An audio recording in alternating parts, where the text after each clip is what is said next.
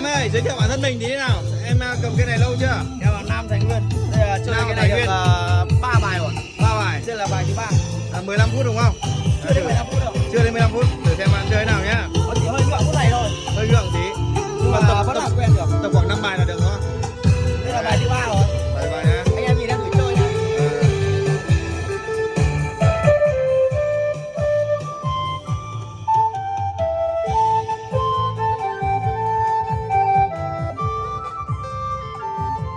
Bạn này chơi đến bài thứ mấy rồi?